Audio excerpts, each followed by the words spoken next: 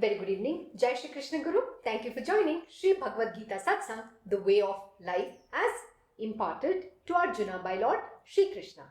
Om Shri Gurubhyo Namaha, Om Shri Ganeshaya Namaha, Om Shri Saraswataya Namaha, Om Shri Guru Dattatreya Namaha, Om Shri Mahalakshmi Namaha, Gurur Brahma, Gurur Vishnu, Gurur Devo Maheshwaraha, Guru Sakshat Parabrahma, Tasmai Shri Guruve Namaha. We'll continue from where we stopped, that is chapter 2, Sankhyayoga, the yoga of knowledge, and we will be learning about the marks of a man of stable mind and his glories as described by Lord Shri Krishna. In the last satsang, we stopped at verse 66. Today we will be starting verse 67 onwards. And just a quick recap, Lord Shri Krishna was explaining to Arjuna what is the mark of a man who has a stability of mind, a stable mind. How does he acquire that? And now he started with saying, one who has not achieved this, what happens to such a person? And I'm just going to read the last verse so that you understand where we left.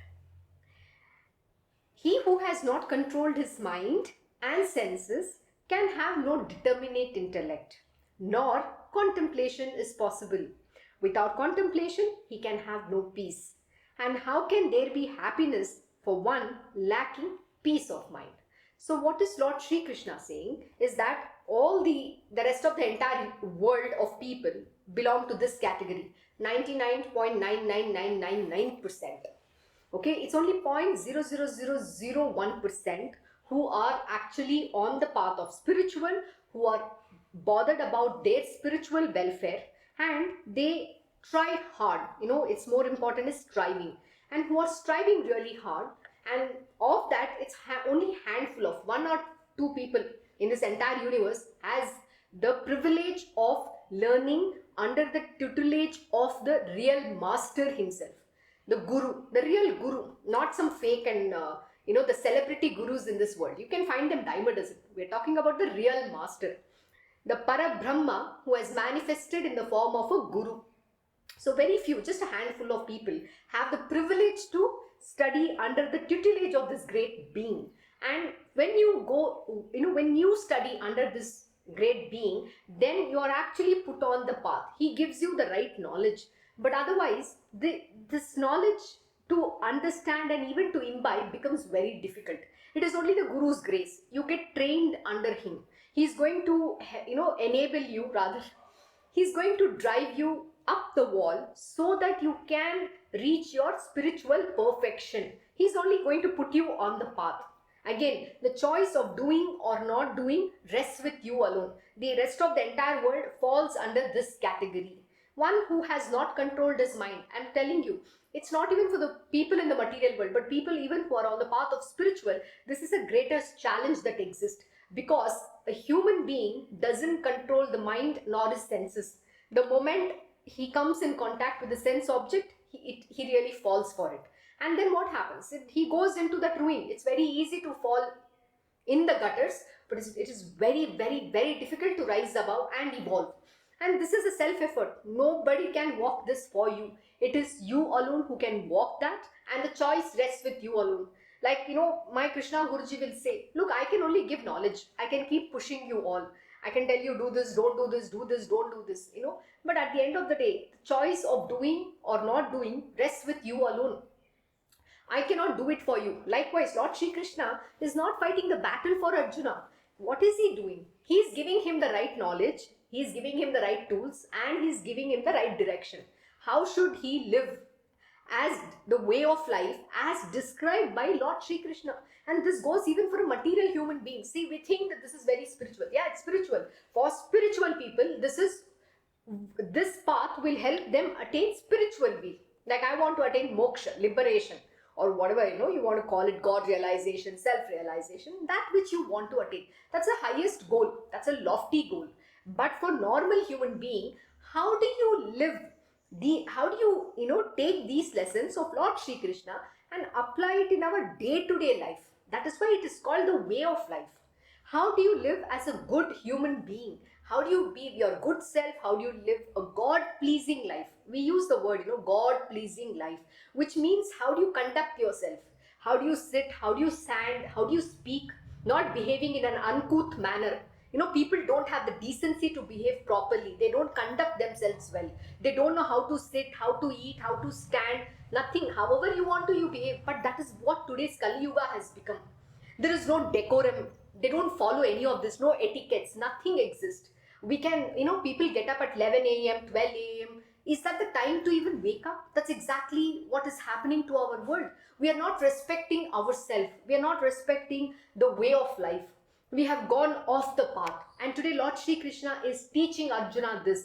And today we are not telling, you become an ascetic. We are not telling you become, you just only worship God. Don't live in the material world. No, none of it is what Lord Shri Krishna is saying. And most important thing, Lord Shri Krishna has never told anybody to give up their duties and take up to sannyasa or asceticism. He has never said any of this. What he means is that you have to perform all your duties being detached. Whether you're married, not married, it doesn't matter. Even if you're married, you have to be detached. That is what he means. He says when you get married, you become completely lost in that world. Then your swadharma is gone off the path. And when you go off the path of your swadharma, then you become a normal, ordinary human being. Like, in the material world, everybody lives in that muck. And you're also going to be one like them. But what you should do to not be that. That is exactly what he's teaching. These are the life lessons. A real-time life lessons, which if you practice is going to do good to you, your own well-being, your own welfare, and you will also be very disciplined. You're going to set an example for the future generations. Yesterday I met somebody, and this person was telling me, my children wake up around at 11 a.m. They're not even responsible. I don't get their support. They're not serious about anything in their life. It's a very disturbing thing, because if you're not going to be responsible of your own life, what happens to the future generation? Tomorrow, you will have your children. Then what kind of an example are you going to set to your children? You yourself have no knowledge. Aren't you going to pass your own uncouth behavior to your son or daughter? Your children are going to be exactly like you, who are going to be terrible. So what kind of a life, what kind of a future generation are you going to create? One who has no knowledge, one who's going to be lazy, lethargy, no discipline. Why? Because you are like that. So who needs to change first? If you want to create a very good future, not only for yourself but for your children, you need to become disciplined. So you have to make a choice to live these teachings. See, it's very easy to go off, oh, I am like this only, I will be like this, what will you do? People have this arrogance and ego to talk any which way they feel like. They will say, I'm not interested, I don't care about God. Who is this God? I don't want to believe in God. Go into the gutters. Nobody has invited you here. Because anyway, this yuga is meant to go into the destruction. But what is Lord Shri Krishna telling? He's giving you opportunity, a chance to redeem yourself, not to get into that muck, so that you can rise above. Rise above how? See, disciplined life, hard work, respecting time, doing things in time. And we all have to drive ourselves to accomplish, accomplish our own good things. In a sense, you have to accomplish being highly productive, highly efficient, and doing not too many things, so that you're not only serving yourself but you're serving this world. Like my Guruji had posted a very beautiful post. In that he said, don't think you're working for yourself, your family, or anybody, right? Work for God. That is the best cause. Many a time, many years rather, it has taken me, I keep repeating this example just as a reminder to myself and to give you an understanding. Many years ago, I used to be very stressed working in the corporate environment. Life is not easy. I'm sure you all can resonate with that. And it was very hard for me, because I believed I'm working for some bosses. I'm reporting to some bosses. But this understanding that I'm not working for anybody, but I'm working for my God, because that job has been given by my Lord, by my Guru. I am serving him. The day you understand this, the day you have this absolute conviction, you don't work for any human being on this planet Earth. You're serving the Divine Master. You're serving the Lord Almighty. So when you have that attitude in you, then you will evolve. Then you will be the best in your job. You will give your 100% to the job. And that is why we say work is worship. And then you don't care about somebody saying something good or bad. It doesn't matter. And I'm telling you, it has taken me many years until the point in time that I understood this lesson. And finally, I have not craved for a praise either from my superiors or from my peers. It doesn't matter to me. And even if they praise to me, I will do Krishna Arpan, because that is what I don't want to get elated as well. Because you know what the mind does? The mind feels mighty pleased. Oh, look, everybody's praising you. No. And you know how my guru works? He will, he will make sure, like example, not he doesn't mean he physically is not doing anything, but his grace works like that, so that he can give you the knowledge.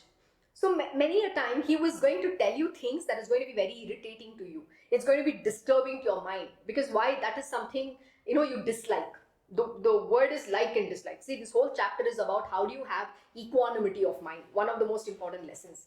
And in that, what happens is we get swayed, we are getting disturbed by it. So my Guruji will always put that same object in front of you, till the time you become indifferent to that object. Why should that object disturb you? Whether it is people, whether it is some things you like, you don't like, it's food, everything. It's going to keep coming in front of you till the time you adapt, you become indifferent to that. You're not reacting. There is no reaction happening. So that is what you have to develop within you. That, it's like you become so strong that nothing touches you. Your body doesn't react to anything. Your mind doesn't react to anything. See, because we get attached or carried away in the way how people behave, say things. We are always looking at it. But my Guruji will say, become very tolerant. Understand this world is ignorant.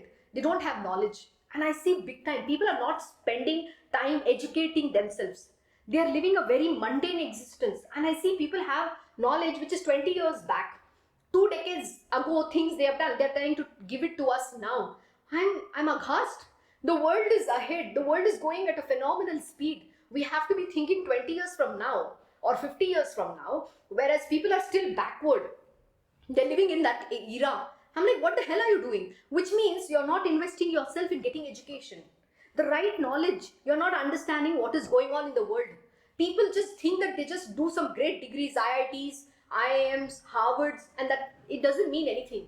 It's only a bookish knowledge. Harvard doesn't teach you how to become a great leader. Yeah, Harvard might teach you how to, make money in this world. That doesn't mean anything. If you don't understand how to be a great person or a great leader, that making money doesn't sustain for too long, because everybody, are driven by their own karma. You will anyways get that. Whether you do Harvard or don't do Harvard or IITs, it doesn't matter. People have some lofty degrees. They are gold medalists in some PhD. They are mathematicians. They are one Nobel laureates, you name it. All these things has no value, zero value. If you have not understood how to apply that knowledge in your life, how to be a good human being, and how to serve the purpose of the Divine Lord, you are nobody other than a cross human being. That's exactly what Lord Shri Krishna is saying here. These are not my words. These are the words of the divine wisdom alone. See, I don't have a knowledge. And this body is just a vehicle. This is exactly what he's teaching. And then you're going to be like a common man, who doesn't have a control, who's unable to control his mind and senses, and has no determinate intellect. You can never have a determinate intellect. There's no focus in our life. And yesterday I gave an example about how Arjuna only could see the eye of the bird. But that's the kind of laser sharp focus, we need to have on our goal. But that is missing from our life.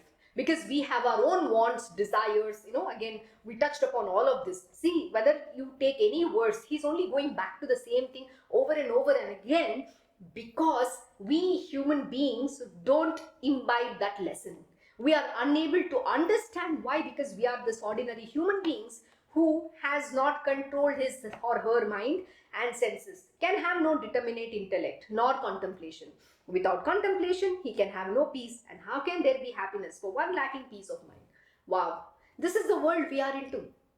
And today, when I ask somebody, what is that you wish to do? I have no ambition. Oh my God, what does that mean? You have no ambition in life. That means you want to go nowhere. But this is it's quite disturbing to hear some of the most talented people say these things. So what is missing today? Today, what is missing is that right knowledge. And knowledge is what Lord Shri Krishna is imparting. He has never said that I'm going to do it for you. You will have to do it yourself. And please remember, to become somebody good, you have to strive really hard. It doesn't come easy. And everybody's journey is their journey alone. So just look into your plate. Don't look at what other person is doing, not doing. Don't try to compare. Don't try to, waste your time into somebody's mind's muck. First get out of your own mind's muck. People love to try to, teach another person. And one thing, You need to understand. If you don't have that position, don't even talk, open your mouth and talk. First learn. You don't have knowledge. Get that knowledge. That is very important today. What is missing in our world is the right knowledge. And we have never been taught how to learn. The art of learning how to learn is missing. And today that is exactly what we are establishing. The way of life at Radha Krsna Mai Gurukul. My Guruji is going to run these programs where he is going to teach the future generation and those who are interested in understanding what really knowledge means. He is going to impart these knowledge across various subjects. We are not telling you become spiritual, but become the best version of yourself in the field that you are in. And that is very important, and that is what is missing. You need to know what is happening in the world. We don't know today who our neighbors are. Forget about what is happening in the world. That is the way we have become. And this is very disturbing, and we need to change. The change begins with you and me. We are not changing the world first. We are changing you and me. And so you have to take charge of your life. So with that, we'll continue verse 67 onwards now. As the wind carries away a boat upon the waters, even so of the senses, moving among the sense objects, the one to which the mind is attached takes away his discrimination. Oh my God. You know what? Lord Shri Krishna is explaining the same thing to Arjuna. Can you just imagine? I get very frustrated. I was telling my Krishna Guruji, how do you manage to teach the same thing over and over and over again? And we are like the dog's tail who doesn't want to learn and doesn't want to change. Why can't we understand this at one go? He's giving the same explanations throughout this entire second chapter. And we are at verse 67 now. Just in the first 10 verse or 15 verse, he has already finished explaining this entire thing to Arjuna. But yet Arjuna is not understanding. He is raising questions after questions. And who is incapable of learning? You are the dumb cluck who's there. Why can't you learn? Why can't you wake up? Why should somebody teach the same thing so many times? I get frustrated. I was asking my Krishna Guruji, what is this? And no wonder why you keep manifesting time and again to impart the same knowledge, establish dharma on this planet earth. Only if a man learns. And it's so frustrating. I'm sorry to say that, but that's how it feels. Imagine a great master, a God Almighty, has to manifest in a human form and sit in front of all these idiots to give them this knowledge. Isn't that so stupid? We don't learn. Why don't we learn? Why are we not learning? It's a question we have to ask ourselves. If we want to become somebody powerful, somebody good, if you want to do something meaningful with our life, why are we not investing in this knowledge? Why are we not learning? And why are we taking things for granted? Why do we take our life so in a very casual manner? Why can't we learn and apply those lessons? Isn't that knowledge coming to you? Of course it is. So what makes you not learn is a question you should ask. Yesterday my Guruji asked me the same question and I went back to him with this. I'm like, why would you teach the same thing? Because in the chapter 2, in the initial explanations, Lord Shri Krishna has explained. In fact, there was no need for Bhagavad Gita to happen till 18 chapters. And that tells us what kind of a mind do we have? How much of ego we have? So my Guruji gave a very beautiful explanation. He said that arrogance and ego, that I know. See, whether it is an inflated ego, I know too much or I don't know. I am always looked down upon. Whatever deflated ego, inflated ego, any ego. It's a big ego that exists in a human being. And to overcome that ego is very difficult. So my Guruji uses methods. So he's going to put that object in front of you constantly to see how you react. How much ego is going to rise in you. And if you react, you have failed already.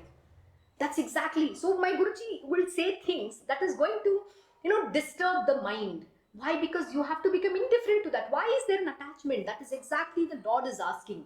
He's saying, as the wind carries away a boat upon the waters, even so of the senses, moving among the sense objects.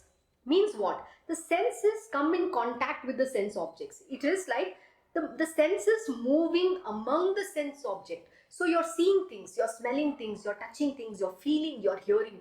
And what is your mind doing? Your mind is creating fantastic pictures in your, imaginations. It's showing you different kinds of pictures. It's telling you this person is saying like this, that person is saying like this. Look at this beautiful flower. You like this, you don't like this. Constantly it's giving you those pictures. It's making you imagine things which is not even existing. 90% of what your mind shows doesn't exist in reality. And whatever the truth is, it's very little. It's just the 10% of the truth of all that it is talking about. The the utter garbage that it keeps dishing out, and you fall prey to that. And you think and you make judgment. Why do you make judgment? Because you don't have knowledge. You don't have knowledge about the subject. You don't know somebody, what they're even thinking. You don't even have a context. And we jump into conclusions. And we base our whole life on that. Either we are liking somebody or we are disliking that person or even that object or the food, clothes, you name it, place, everything. And that is whose judgment? The mind's judgment. And what happens when this happens? And he says, the one to which the mind is attached takes away the discrimination. Absolutely. So what happens? You are unable to discriminate. Your ability to discriminate goes away. And then what happens? You are lost in your mind's muck, and you will only keep, it'll push you downward, downward, downward, and you will fall down miserably. You can call yourself spiritual. You can say, I am doing my Guru Seva. People say a lot of things. Oh, I'm a greatest devotee of Guru. No knowledge comes here, sir. You can do your Guru service. You can be the greatest Bhakta of Lord Shri Krishna, Shri Hari. But if you don't have this, zero knowledge. Now spirituality also helps. Spirituality teaches first to have the discrimination, to understand the real from the unreal, to understand the truth and not to fall for your mind. This is what spirituality teaches, not to get carried away when the senses are moving in the sense objects. Among the sense objects, the one to which the mind is attached. Who is attached? The mind is attached to the sense object. My Krishna Guruji has taught, one very beautiful essence. He'll say, why does that object disturb you? Why? Because you have created already judgments. And yesterday was the greatest revelation to myself. When you surrender, when you face life, when you have to literally face that object, he taught me something very profound. He said, it is how you conduct. Will the universe work accordingly? And it was a magical moment for me. I couldn't believe myself. But I spoke from my heart. I spoke with absolute sincerity, as taught by my Guruji. And in a very humble manner. And I saw the response that came in. I was completely, shocked. Was this the response that I got? I didn't expect. I never expected anything. So don't have any expectations from any human being. Please remember, not even, if you want to have expectations, just have it from you. Expectations that you have to perform to the best of your ability. Expectations that I want to be the best disciple to my Guru. I want to serve my master to the highest of my ability. I want to make his name shine. I need to be that example where world will see and, praise my Guru for what he has made me. That has to be your goal. Not tarnishing his name. Because it's very easy to fall off the path. Very easy to bring bad name. Not to yourself, but to the organization, the company, everything else. Many years ago, my Guruji taught something very, very profound. I used to say, oh, my company is bad. They treat people like this.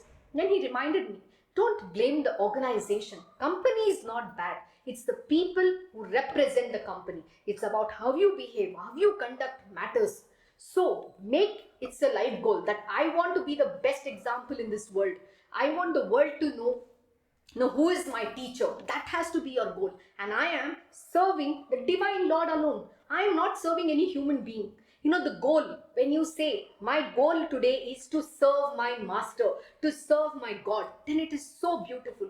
And like I was giving this example in the beginning, and I didn't finish it, where I was saying, it has taken me many years to understand this truth. And then, like I said, whatever people talked about, it didn't affect me. And even if somebody praises, I wouldn't care. And especially, in LinkedIn, sometimes when you post, and there's a very interesting thing that happens. So how many people liked? How many people commented? I don't even care about it. I write from my heart. I'm not posting because I want to get likes or somebody has to say something to that. No, I'm posting it because I'm sharing my lessons. It's a life lessons which I have, found working for me. Maybe if that knowledge is given to others, it might help somebody else as well, right? That person can gain from them. Maybe that knowledge is required. So knowledge is not just to keep it within yourself.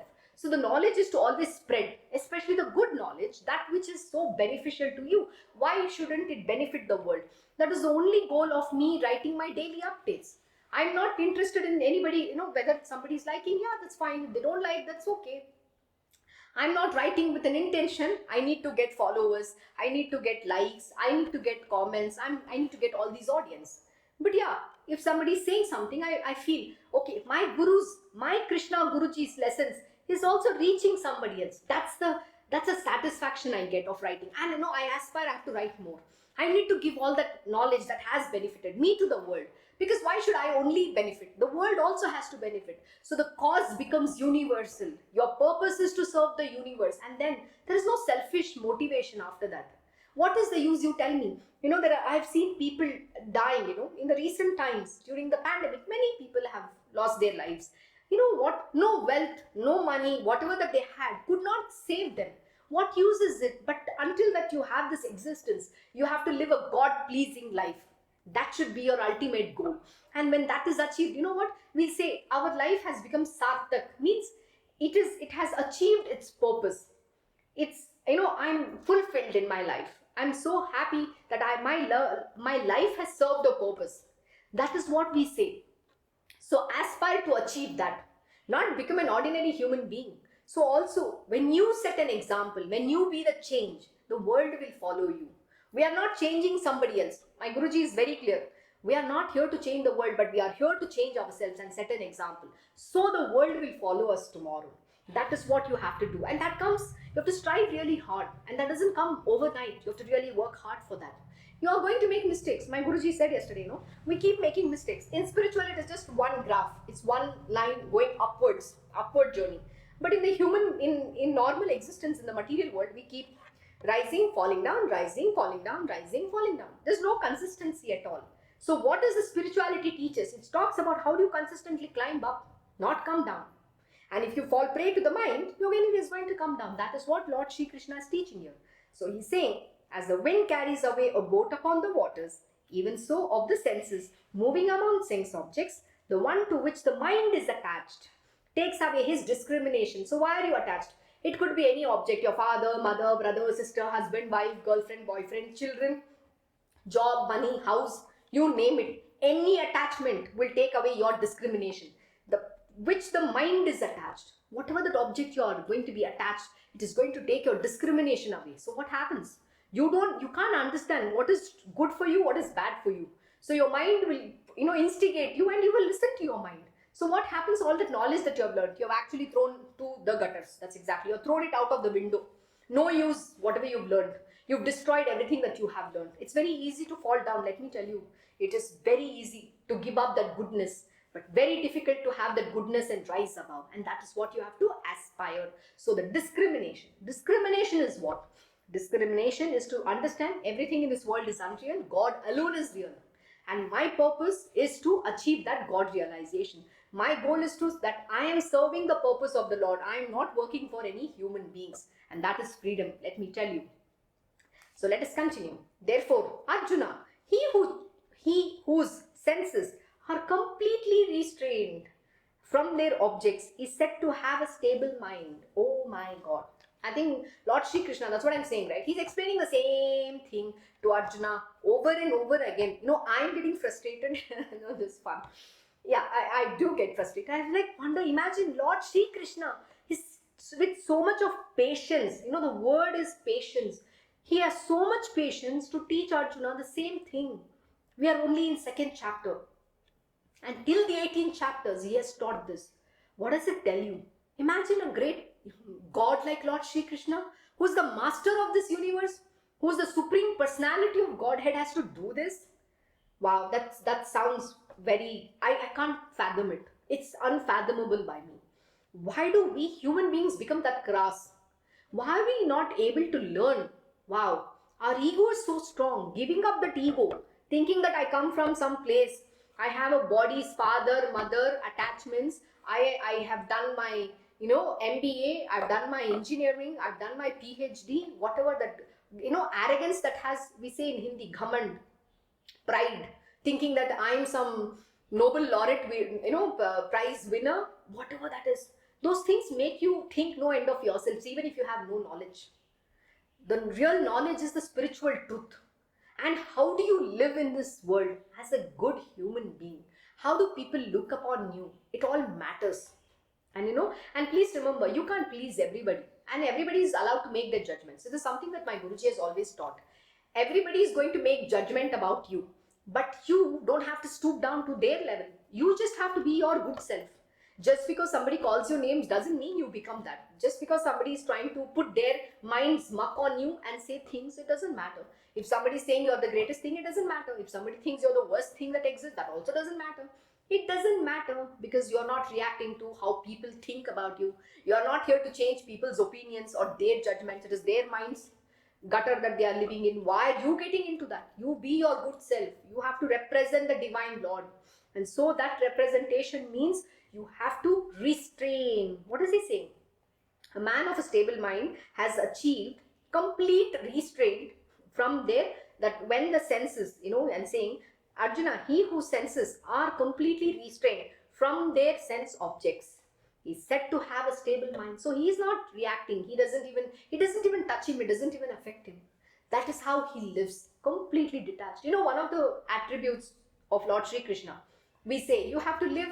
Lord Sri Krishna, is represented by a lotus leaf. He lives like a lotus leaf. What does it mean? The lotus leaf is untouched by the water on it. And though the Lord, living in this entire world, shines bright and aloof, he's the only one who's that grand, glorious. Why? Because that is how he is. The purity, the highest of goodness, highest of love, you name it. To be him is not a joke. You can't be him even if you have one iota of, dirt in your heart or your mind. Forget about being a spiritual. Spiritual doesn't exist in your world. You can't even be a good human being. That is what he's telling here. Mark of a stable mind. Stable mind. Stability of mind, I don't even expect. Today, people have lost completely that. And that is why mental health has become a big issue. It's a growing issue, by the way. And in years to come, that's the biggest challenge that exists in our world. Why? Because stability of mind is not there. People are behaving atrociously. They react unnecessarily because they're living in their mind, thinking about things which doesn't exist. Their mind is creating imaginations. It's constantly irritating them, and they're fallen prey to the mind. So what is that you need to do? Self-restrain. He says, you be control, Arjuna. Don't forget these words. It is very difficult to actually practice, because you have to be, you have to live and breathe 24/7. You can't be relaxed even for a moment. And it's a very tough lesson. And then what is he saying? He's saying when you are that, then only you will be able to achieve it. Otherwise you can't. So that is why a lotus flower, though growing in that muck, we say Kamal, it's the purity. It's a representation of the highest beauty and purity. But where is it grown? It's grown in the muck. Yet it is aloof, it's untouched. So we have to become that Kamal. We have to be the one who the Lord adorns us. That is who we have to become. And that comes when you have a stable mind. Stable mind is, why do you need to achieve that? Stability of mind needs to be achieved because you should not react when your senses come in contact with the sense objects. You should be having equanimity of mind. When you have all of this is when you can experience the oneness with the divine Lord. Not otherwise. It doesn't happen at all. You try how much. Your bhakti is just a fake thing. It doesn't come from your heart. You should see, you should experience yourself. Let me tell you, just try being angry, try being upset. You know what? You will do everything half-heartedly. You will do a job because you got to do it. There is no goodness in that. There is no excitement to that. There is no happiness in that. You're just doing as a task that needs to be done. Why? Because you're upset. You're angry. And that bitterness is within you. And when that bitterness is there, you are not doing any service to God. And when you do that job, that is not called seva. That is just a chore. It's a task it becomes. Anything when you do, you have to be doing with bhakti alone. That is why we say single-pointed devotion. It's not such an easy thing to attain. And you have to give your heart and soul to this. And every single day, I see that, I kind of understand how my Guruji lives. He's so good. He's perfect in everything that he does. And with absolute perfection. And most important, in time. And before time is what he's able to achieve. And we we expand time. We stretch time. Doing that one simple task, we take such a long time. And my Guruji will remind every single day, you need to do things You have to do things in time or before time, and compact everything. You have to pack more and more and more. And if you don't do that, how are you going to achieve anything in the world? You can't win in this world. So there is a method. We are not using the shortcut method. There is no shortcut to success. Please remember, success comes when you really strive hard. And whether you're going to succeed or not, it shouldn't be your end goal at all. In the sense, you plan to win, but what is the end result is never in your hands. So why bother? Only do your job. Work is worship. Believe, know that your super boss is Lord Shri Krishna.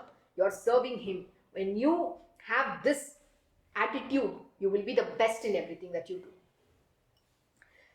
So next, that which is night to all beings, in that state of divine knowledge and supreme bliss, the God-realized yogi keeps awake. And that the ever-changing transient worldly happiness in which all beings keep awake is night to the seer. Oh my God. What is right in the material world is wrong in the spiritual world, and what applies in the spiritual world doesn't apply in the material world. So do you see the two difference in this, what Lord is teaching? Let me explain this. That which is night to all beings in that state of divine knowledge, what knowledge it is? Sat Chit Anand. Knowledge, that is truth, knowledge and bliss. Divine knowledge and supreme bliss. The God realized. Who is this yogi? One who has realized the God. Keeps awake, and that ever-changing, transient worldly happiness in which all beings keep awake is night to the seer. That's what it is. So when you are sleeping, they are awake. And when they are awake, you are sleeping. That is what it works. So what is day to you is night to them, and what is night to you is day to them. But what does that truth mean? The truth means to that which is night to all beings in that state of divine knowledge and supreme bliss, the God realized yogi keeps awake. Like Sai Baba says, he just have that eat. That one eat means the brick. Baba used to sit on that, and he used to sleep on that. Is it possible for a human being, normal human being? So imagine he's sleeping on that, just that brick, that eat. How would he do that? Does it mean he's actually sleeping? No. What does it mean?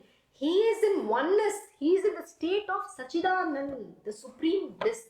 He is in yoga with the divine himself. He is not actually sleeping the way you look at it. And when you are awake, in the morning, you are enjoying all these things. And what is he? He is actually, it is a night to him. What does it mean? Again, he is still not sleeping, but he shuts himself off, in which you are enjoying. He doesn't have to enjoy this material world. He is not even interested in, his senses going outwards. His existence is very different. The state of that being is completely different. I cannot adequately describe it in words. It's very tough. How do you describe it in words? And that is why I have to take an example of Sai Baba. How did Baba live? I take the example of Ramana Maharshi. He never spoke. He was just lost in his, yoga. So Ramana Maharshi was always in yoga. But how did he communicate? You don't need words to communicate. The communication happens in a very divine way. And those ways are unfathomable. We cannot understand using our petty human mind. It's beyond our mind's ken and understanding. So this is how the divine beings work. The yogi, one who has achieved God realization. We are not talking about ordinary human being at all.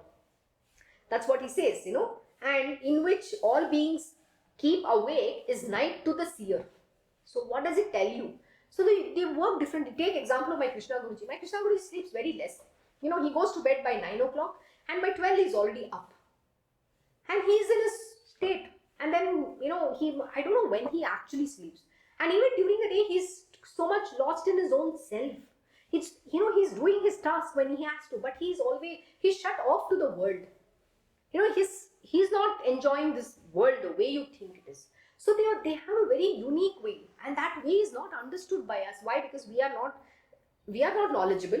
We are not even experienced the stability of mind. So how do you can understand this state? What does that tell you? That tells you first you have to walk this path. You have to get this God realization.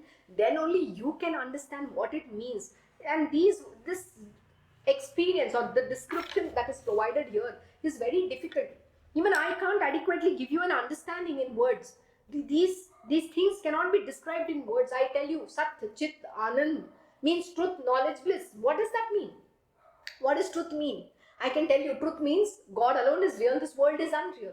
But how does that understanding come to you? Till you yourself have not experienced that knowledge, till you yourself have not experienced that lesson, you cannot understand this. No matter in whatever words I can describe, this knowledge is indescribable in words. I cannot give you the explanation. This has to be experienced. Even the great master, my Guruji can, like he said, that experience will be given to you provided you have walked that path in spiritual and you are attaining that realization.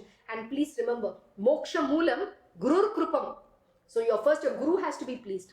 And who is this guru? He is that Paramatma himself. And if you're not living the Paramatma's words, you think the Paramatma is ever going to be pleased with you? So the guru will understand, you are not worthy of that knowledge. You are not worthy of that moksha. And please, it's not something that can be doled out. You know, in this material world, all the celebrities, gurus dole out a mantra. Kan mantra is exclusive. It is not for public dole outs. You need to be given one-on-one. And that's not such an easy thing to get. And when you get, you need to chant to purify yourself. You have not been simply given just for the heck of it.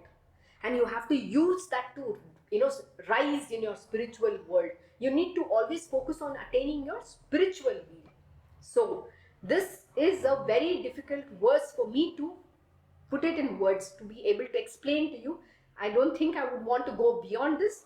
With that, I will stop here and we'll end today's satsang. And we'll continue from the next verse. There is 3 more verses and we will be completing chapter 2. So thank you once again for joining the Bhagavad Gita Satsang, the way of life as described by Lord Shri Krishna. Om Shri Mahaganapate Namaha, Om Shri Gurudev Datta, Om Shri Sachidananda Sadguru Sainath Maharaj Ki Jai. Om Namo Bhagavate Vasudevaya, Digambara Digambara, Shripad Vallabha Digambara. Om Shri Krishna Guru Nathanataya, Shri Guruve Namaha. Om Devi Durgaya Namaha, Om Shri Krishna Arpadam Namastu. Krishnam Vande Jagat Gurum.